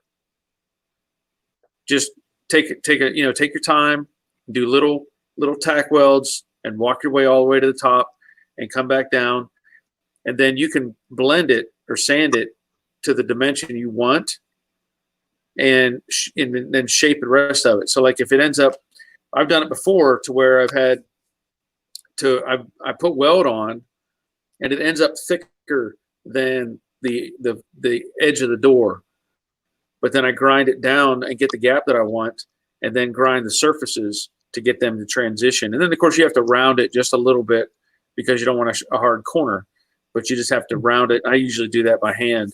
With a sandpaper and a block or whatever to get the shape right. But that's how I would approach that if everything else is lined up. You did that on one of the Mustangs, didn't you? Yes. Didn't you? I've done it on several. Yeah, because I remember watching. That's where I'm getting it. What's that sign? I think you did something like that. It was something with the door and then the gap there on the Brooklyn Pony. I've done it on the Pony. I've done it on the other, the light blue Mustang that I did years ago. I had to do it on that. I've done it to fenders, a variety of things, because the panels, now granted, he's using an original panel, but even the factory had variations. They didn't have tight tolerances. So, yeah, and the whole left side was from 72, 74, and 76 models. So maybe some minor changes. The machines got worn out, and I guess 74, 76 Torinos, you can't tell them apart. I mean, you have there's certain settings, but the 73 and the 72 are the only two that, outside of the front clamp from the front back, those 2 years are just by themselves, just on the fastback now, not the coupes.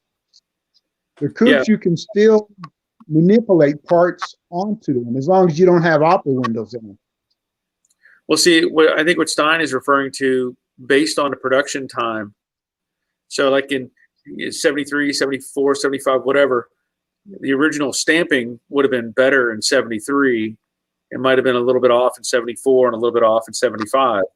So because even though it's the same door and built on the same jig, it could still have some variance because of time being, repeated on the stampings.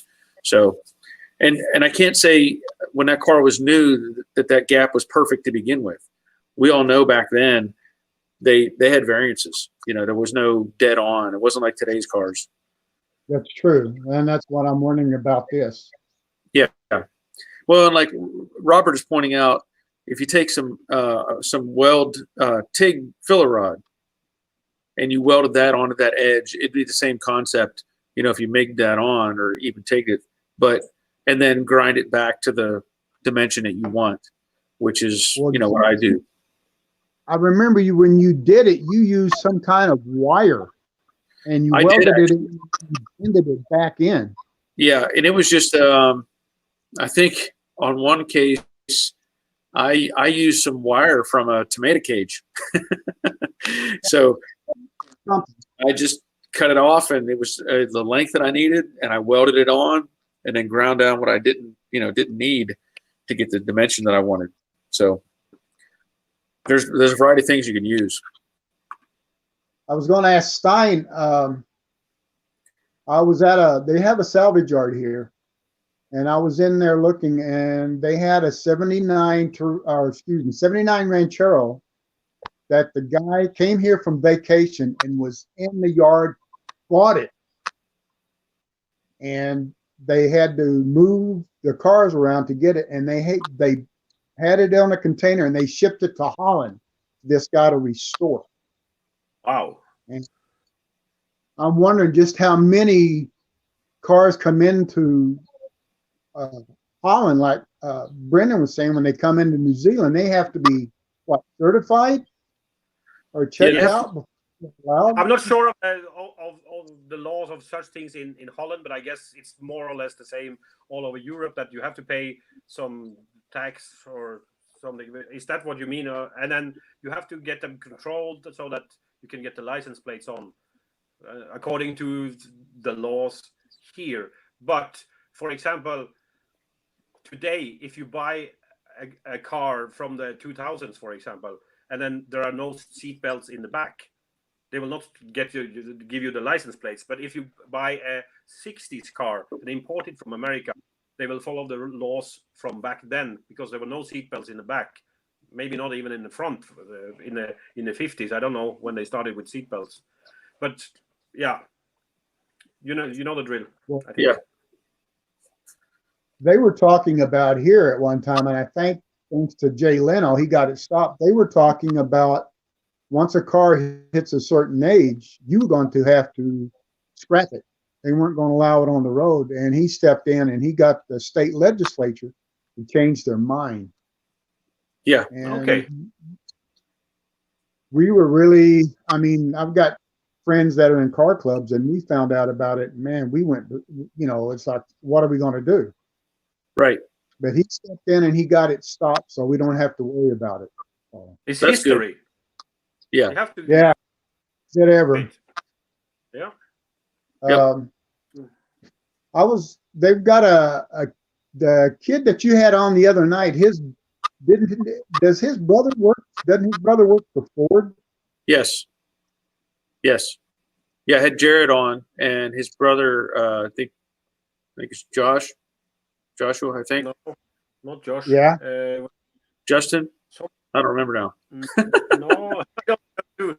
But Jordan, that's right. Yeah, Jordan. Stein, you get a bell. Thank you. Yeah, Jordan works for Ford. He's a Ford tech. Yep.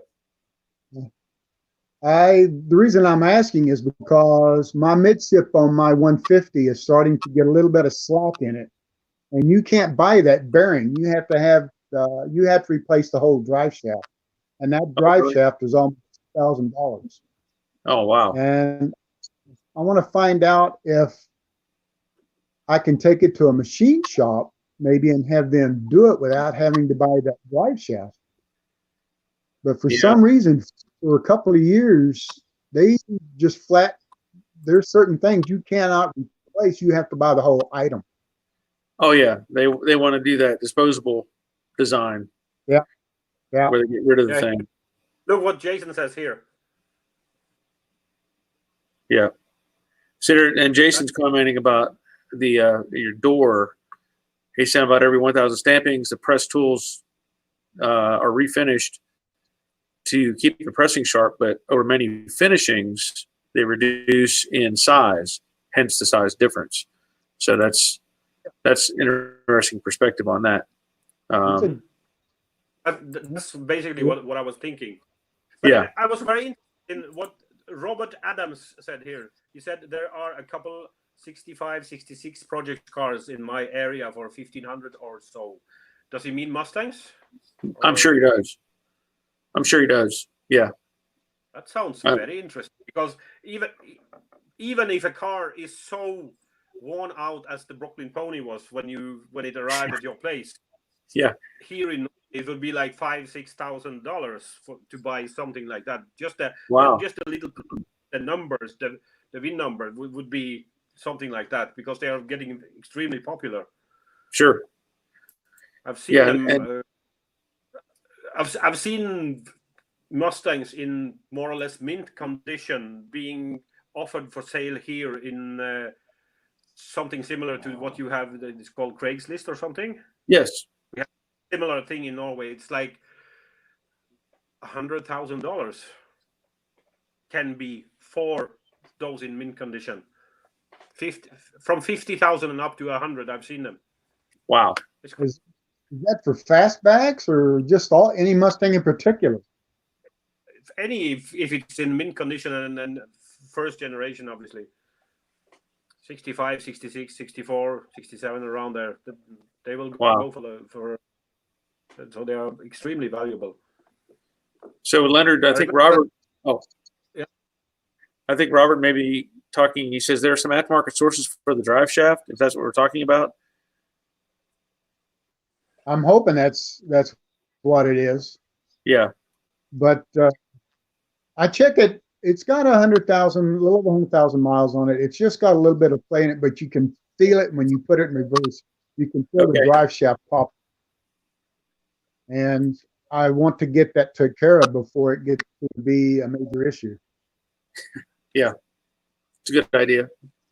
But Robert if I could get hold of a 65, 66 Mustang project car for $1,500, then it starts getting interesting for me too, also to ship it even to Norway.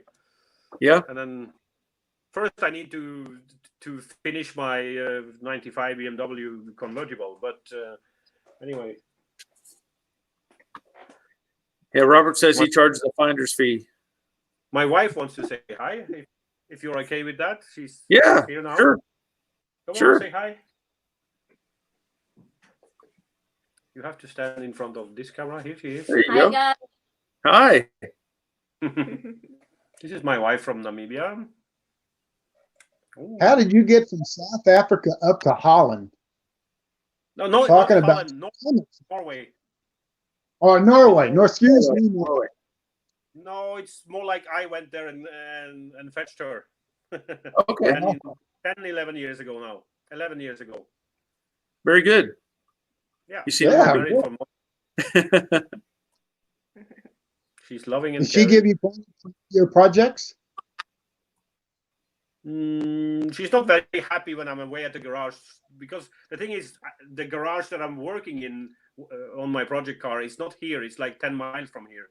So I have to drive for 20 minutes to get there, and then obviously when I'm there, I'm not there for 5 minutes.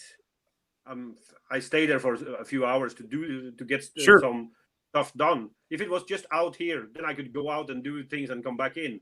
But it's not like that.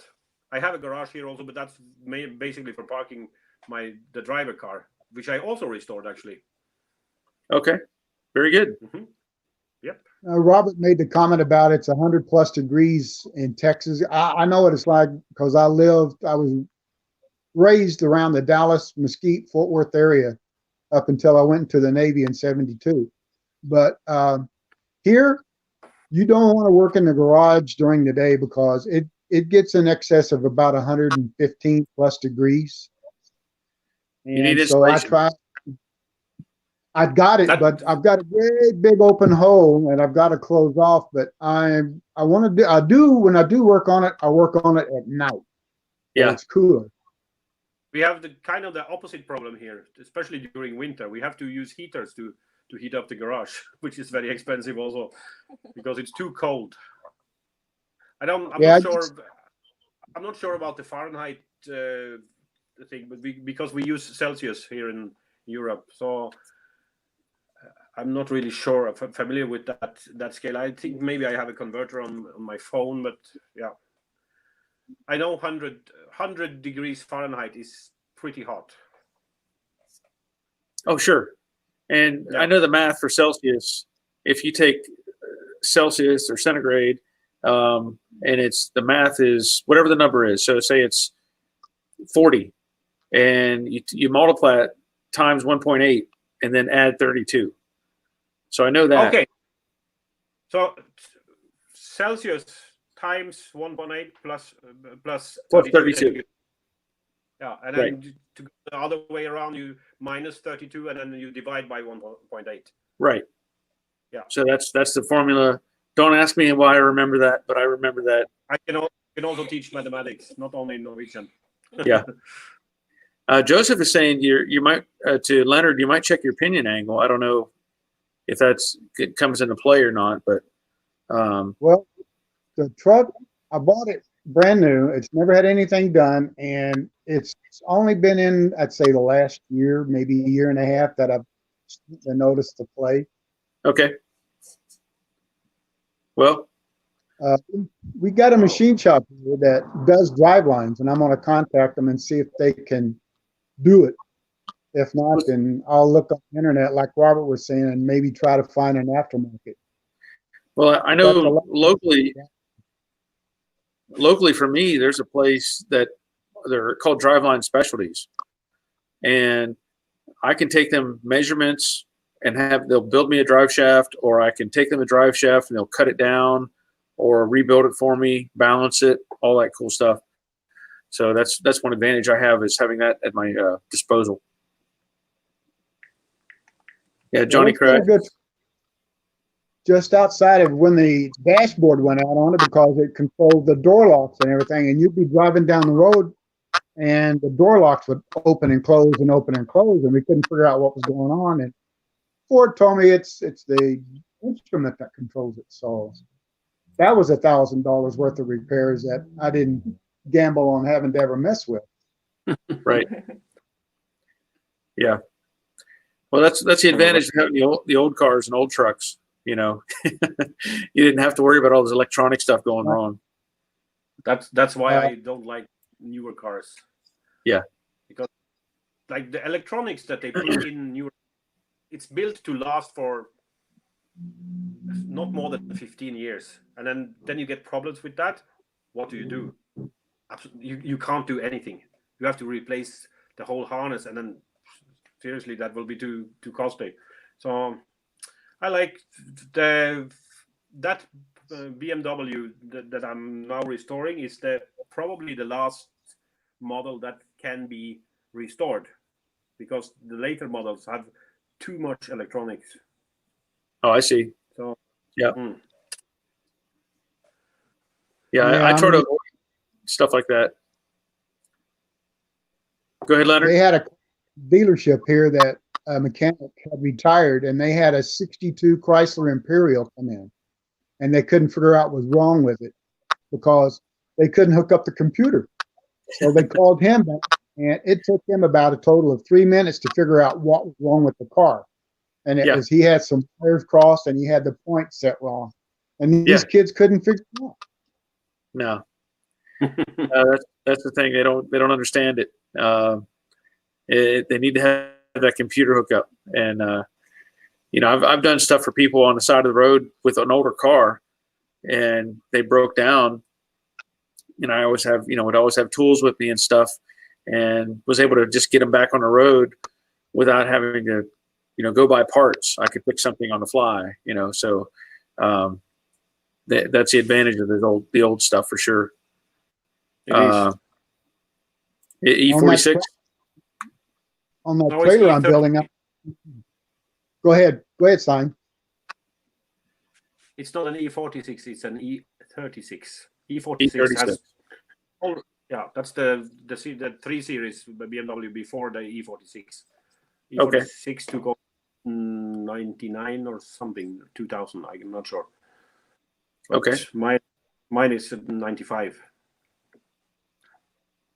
Go ahead, Well, Leonard. it gets me on a lot of the they're selling now. They give you, instead of a spare tire, they give you a can of fix flat, and that's your spare.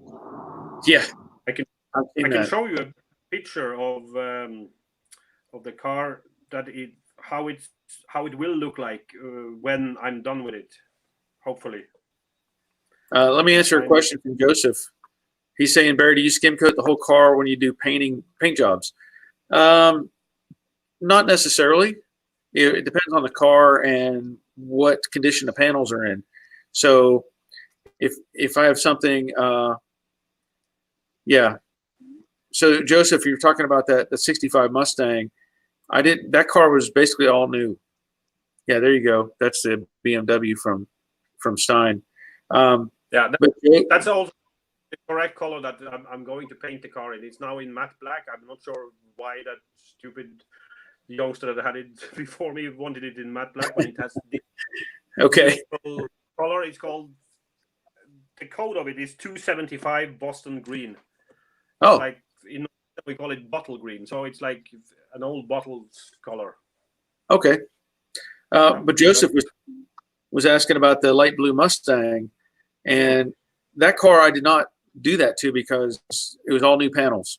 Everything was new on that car basically, and so those panels were in good shape. But you didn't have to do anything with them. But what I was getting at is, if I have something that has some dents or dings, and I'm going to show this actually, some of this in the future video that I'm going to do on Jade, because it has a new panel on it, but you can tell by the stamping, once I sanded off the paint, you can see variations in the metal. And so at that point, it does pay, depending on how deep stuff is, to do a skim over the panel and then block it out. So you get rid of all those little imperfections prior to putting primer on. Now, it's not always a requirement, so I don't always do it, but depending on the panel, I may, like the deck lid, I may do the whole panel just to make sure I've got a smooth, not having to deal with any kind of dips or anything like that. But that's a good observation, good question. That's what I was going to ask you about this panel on the Torino, especially on the rear. Would you recommend that I go over with like a skim coat once I get done doing the work that needs to be done, just to make sure I've got no imperfections? That's what I would, because you don't know for sure. And once you start getting like some stuff you can get cleared up with just primer, just high build primer. It'll be thick enough that you can sand it and it'll eliminate all those little things. But if you have it in epoxy, let's say, and then you skim coat it with a full coat of filler, once you start blocking, you can see the color change and you can see the shadows come through. And what I always do is, as I see the shadow of the color underneath, let's say you use black epoxy, and you start seeing it turn color from, let's say, the Rage comes out kind of a greenish yellow color, but when you start seeing that color start to float through, that's when you stop. You don't want to break through, all the way through the filler or the primer, and then that lets you witness out where the low spots are. Now, if you didn't break through, that's good, because then you can just start applying high build on top of that and then repeat the process. But in this case, I would skim coat that whole quarter. So. Got a fly giving me a fit out here right now. I'm grabbing, but I'm like you, the time you were sitting there grabbing at those gnats. Yeah. I've got one more thing I need to try to find on this, and I want to get the body lines right. But steel rubber has been helpful on some of the parts, but the latch pillar seals, I have looked, and I've known everybody that has looked for them, and I've gone and salvaged some and kind of formulated my own mix to get the seal made up. But I don't know if I've got them up in I think they're right here. That I've gone to the salvage yard and pulled them. Yeah, here we go. Well, while you're getting those out, I'm going to try to answer Joseph's question here. He's asking, so on filler, do you block 80, 180, 220, 320? Typically and you're going to get different responses on this, but when I do filler, I may start off with 100 grit block or Durablock and just go over it to break down the main thickness of the material and to eliminate any kind of swipe marks and stuff like that. So I'll eliminate that as I go. And then once it starts to smooth out a little bit, then I'll move on to maybe 220, something like that, and block that out. And then eventually get to 320. And maybe even 400 depending on the car.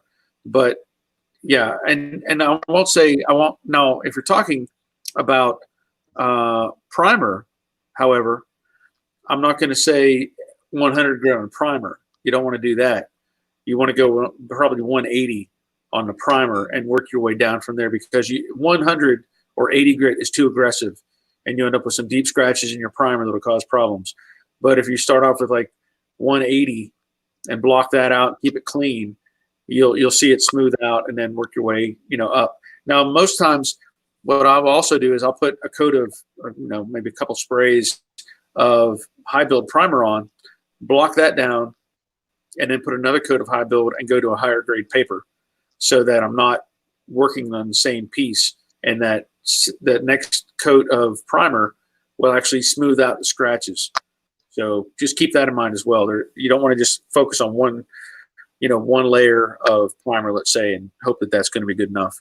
But that's just how I do it. So What was that black powder stuff that you put on? It's kind of like glide coat. yeah, guide coat. Yep. Glide coat.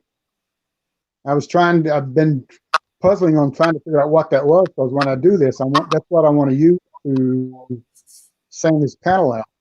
Right. Yeah. It's called guide coat. And I don't know what's available to you. I don't know if I have that listed on Amazon or not. I may have it listed on the Amazon page. I'm not sure. I'd have to do a double check on that. So those are the covers you're talking about? Yeah, when you would turn it over and you'd shake it and you would rub it onto when you was doing, I think, the deck lid on that Mustang. Yeah. Yeah. That's what I was wondering about doing this with, because my deck lid on this has got a couple of bumps in it that I need to get out. Right. Yeah, and all the guide coat does is highlight the color variant. So if you're spraying gray primer, and then you put on the guide coat on top of that, it'll help shadow it out so that you can see where the low spots are. Oh, okay. So let's see. Anti-grit is made for sanding 180, and it's for sanding your. I'm not sure what you're saying, Jason, but yeah. I don't even use 80 grit. I start off with 100 grit when I'm doing filler. So I watched a cool video yesterday. Instead of using guide coat, you can use a permanent marker to scrub all the way down where you're sanding. Well, I don't know if I've never tried that. I have used a little bit of like pencil, like I've circled out something with pencil and then sanded off the marks until the pencil marks disappear and it gets smaller in scale. So you can do a little bit of that, but I haven't tried anything else like that. Now, Leonard, you were saying those covers, you're trying to remake them or repair them? Well, what I did, I got a hold of Flex Seal, and I was talking to their chemist, and I was telling him what I was trying to do, and he gave me some ideas on how to make up the compound to make those out of. Okay. And I mean, I've gone so far as contacting a friend who knows somebody that works in the movie industry that does model making. Okay. mold making is going to have him do it, but they can't do anything for him. So it's anybody that's got a 72 to 76 Torino, Montego, Cougar, Gran Torino Elites that have these style seals have this problem. Now, what are the, they get away with it. What do they cover? They go. I want to hit my wife's car; she'll kill me. They go right here. Yeah, she's. Well, let's see if you can see it. You get your turn your camera around. We'll take a look and see what. And is it a hard cover or is it rubberized, flexible? It's a rubber cover, but it goes right here on the B pillar, right at I can't see your picture. the quarter window, and it seals it. Oh, Flip back. yeah. We got. I don't have an image right now for you. I can hear your voice, but you're talking about where the quarter glass meets the B pillar. Is that right? Correct. That's correct. Okay. And so it's different than like the Mustang, I guess. Yes. The Mustangs, I even thought about trying the Galaxies, but there it goes. I even thought about the Galaxy, the 72 Galaxy, but it's way off. It goes right here. Oh, okay. Right in this area. And that's what I've made it and put it on there, roll the window. I put the window back on it, roll it up, and I've got it just about to where it will seal, but I still gotta work with it. Now I wonder, and I don't know the capabilities. I'm wondering about 3D printing. If it's something that could be 3D printed. You know what? Like I said, I don't know. I've gone to Arizona and got these. I've got them from the salvage yards here. I've even sent off to Texas and had them shipped them in to me. And I've got enough to do 3 sets, but trying to get close to them is a headache. Yeah, I don't know the capability. I know 3D printing is typically a rigid form. So it's plastic or, like I know right now the aircraft industry is 3D printing metal parts as replacement parts. So you can do metal, but I don't know if they can do a rubberized material or not. It seems like they should be able to. I don't know why they wouldn't. So that may be something that could be researched as well. Maybe somebody else has a response out there for that. I don't know. I wish we could. I like to find them. They work, but they're paintable. But I'm going to leave them black because that's the way they were when they came on the cars. So yeah, and like I said, 3D printing may be an option. Like I told you, there's a company, I think it's in Michigan, it's called Norem. I don't know if you've ever heard of them, that is making metal parts for the car, but they're limited. Okay. So I'm kind of hoping, because when I ordered the quarter panel for this from Dearborn Classics, the stamping on that panel was so far off, I could not use it. And the guy told me, he goes, we get them out of Brazil, and that's the way we get them in. I told him, well, I can't use it, so I was stuck with it. Yeah, that sounds like the 65 Galaxy that I did at the body shop. And we had the replacement panel that it was just a flat panel with some curves put in for the wheel well. It was just terrible, and I ended up making repair pieces out of it. Robert is saying 2-part silicone into a mold would be what he would try for making that. But so you'd have to come up with a mold of some sort to make that happen. Yeah. And I don't know how hard that would be. A friend of mine that restores cars told me to make the mold out of soap. If I could find a big enough bar of soap and shape it and then making the mold out of a bar of soap. You can't find a bar of soap big enough for this mold. Hmm. So, well, maybe you have to figure out how to make soap now. well, that's what the chemist told me. It was to put silicone with it, mix it, and put silicone with it, and that's what I did. They turned out pretty good, not decent, but good enough to where I can use them.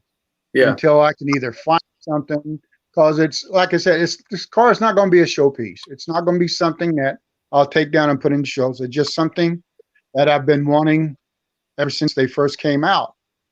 And when I was in the Navy, 4 years out, and they were in the airport for displays, they had one of these sitting at the DFW airport, had the 429 with the 4-speed in it, and that's what I was thinking about doing with this, but that's a lot of work to switch this thing over from automatic to manual, and it's just not worth it. Right. Robert is saying you can use casting wax.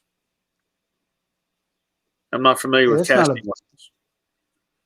Well, I've got, when I do the lead, I went out and bought some beeswax. Okay. To wax the pedals, when I form the lead. And that's a big block. I mean, it's like a 5x6 block of wax, and they're about 4 inches deep. And that, I never thought about that. That's a good idea. So there you go. Yeah, the rubber wants to for that. Thanks, Robert. I appreciate it. Send me your bill. I'll work with you on it. Robert seems like a guy that knows a lot of stuff. Yeah. Well, Robert, he has a background in GM stuff for sure. And of course now he's working on his Mustang. Yeah, and me, the most interesting thing was what he said about 65, 66 projects that can be sold for $1,500. That would be interesting. Yeah. Barry, are you going to put the original Mustang, I don't know what the hell you call them, the fingers that stick on the 66 that stuck out where the quarter panel was?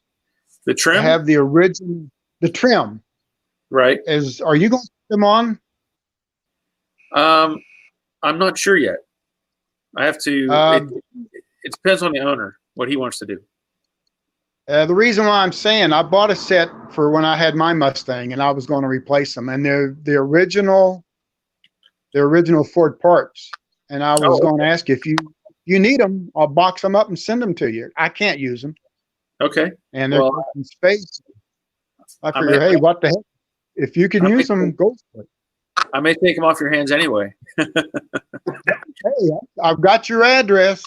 Yeah. And I'll swap you those trims for that great big Joe Daddy poster you got. I know where you live. Oh. Well, I'll consider that. About the Brooklyn Pony, Barry. The first time you saw it, what went through your mind when you saw it in the condition that it was when it came to your place? Well, that's a good question.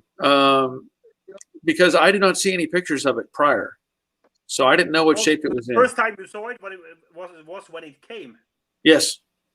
Oh my goodness. Yeah, when it was unloaded is the first time I saw it. I was surprised actually because, we had talked about it, and he had told me it needed everything, but I didn't know that it needed everything.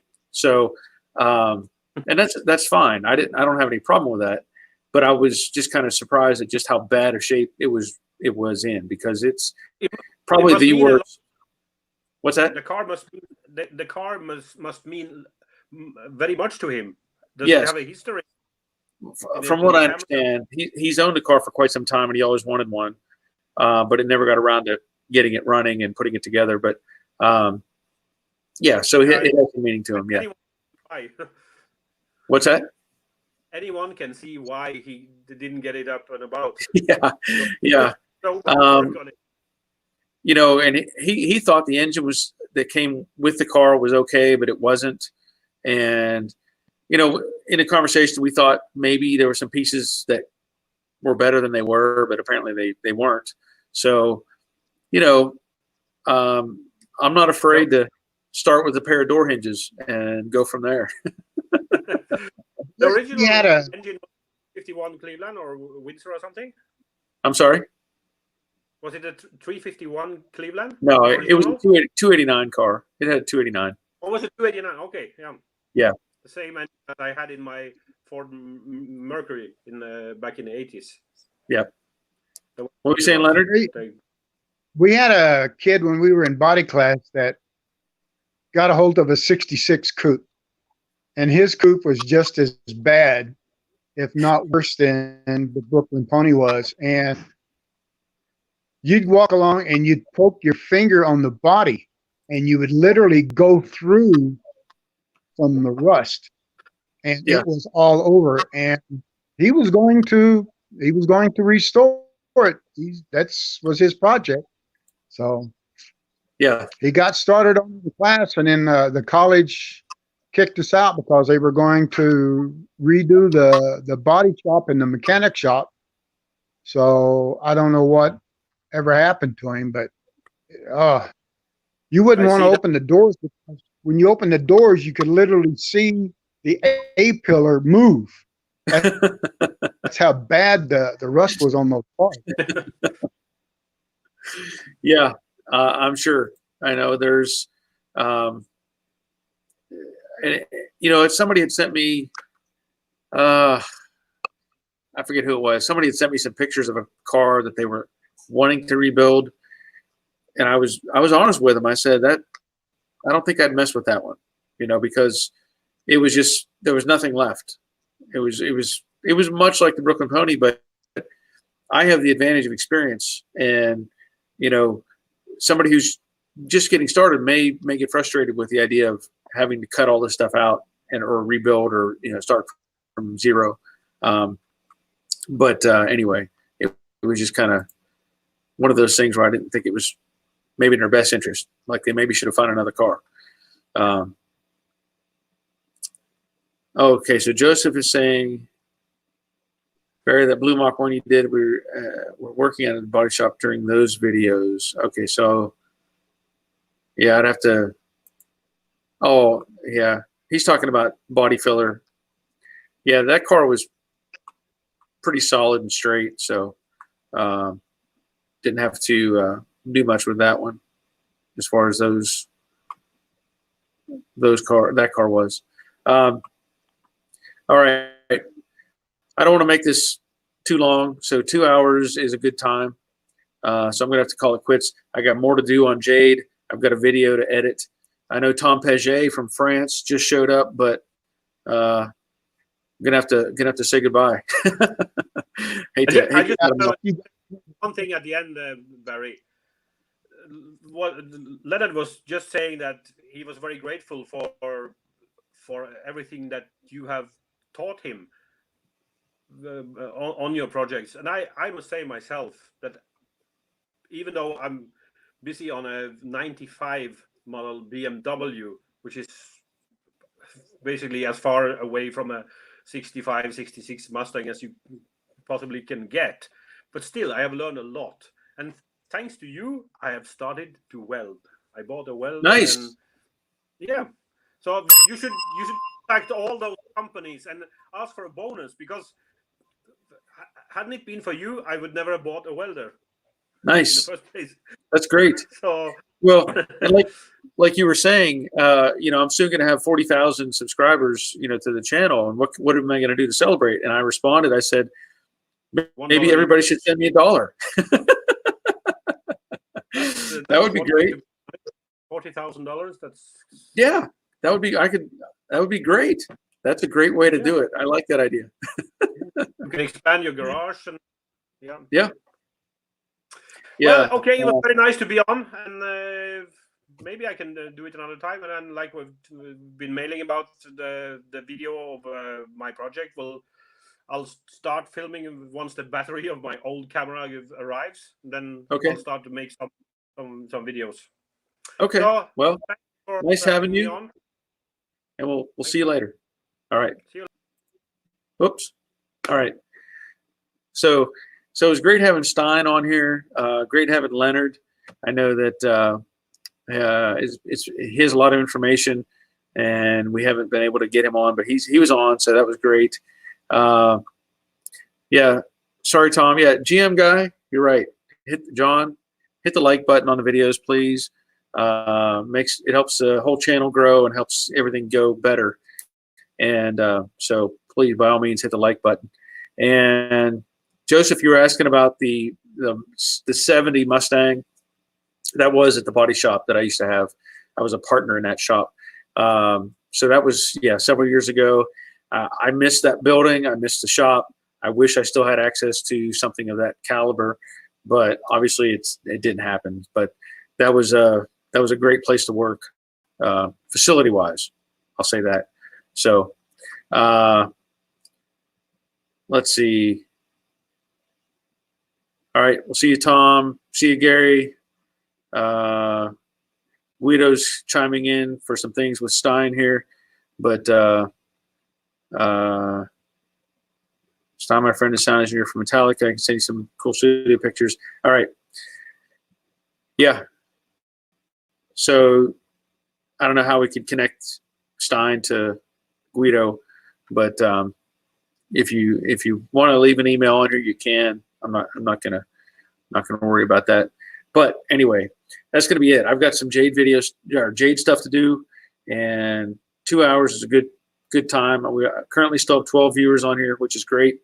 And I want to thank you for watching, and we'll see you. I'm going to do this again on Monday. I doubt that I'll do it on Friday, but I will do it on Monday. So we'll see you next time. And thanks for being here.